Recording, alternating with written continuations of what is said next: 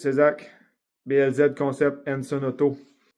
Aujourd'hui, petite vidéo technique, je te parle de balancement moteur. L'importance du balancement moteur, OK?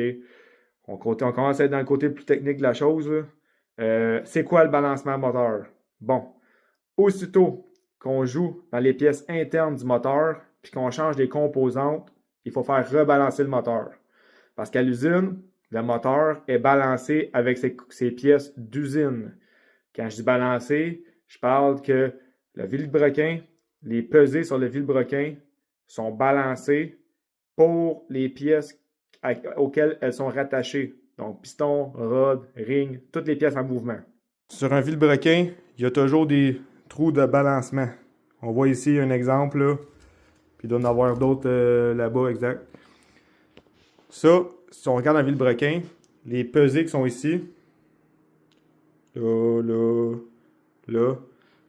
on appelle ça en anglais des counterweight. On pourrait dire des contrebalanciers, ou je ne sais pas c'est quoi le terme en français, là. Ben, théoriquement, ça va balancer le poids qui va être l'autre bord. Okay, dépendamment, là, je fais ça vite, mais ça dépend si c'est un moteur en ligne, un V6, un V8, les angles d'ouverture des moteurs en V, 60 degrés, 90 degrés, un moteur à plat, ça change, OK? Mais, grosso modo, le poids ici est pour balancer le poids qui va être attaché à l'autre extrémité, OK? Dans plusieurs des situations, je fais ça vite. Si une pièce est remplacée, piston neuf, rod neuf, et quoi que ce soit qui pourrait être d'autre, le balancement original va être altéré. Donc, il faut rebalancer l'unité. Je te demande sûrement comment on fait pour balancer un moteur. Bien, c'est quand même assez compliqué. Ça prend une série de calculs, dépendamment de ton type de moteur, pour savoir la quantité de poids qui est nécessaire sur les counterweight.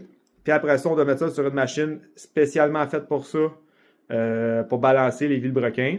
Et dépendamment de la situation, on va enlever du poids dans le vilebrequin. Donc, comme tu as vu, les petits trous percés. Dans certaines situations, on peut aussi ajouter du poids au vilebrequin.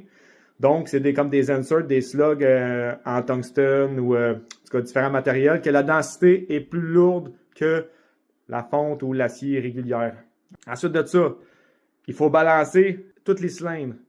Donc, tu veux que chaque piston soit le même poids, chaque ring soit le même poids, chaque connecting rod soit le même poids. C'est très important. On va enlever du poids aux composantes pour les rendre toutes égales.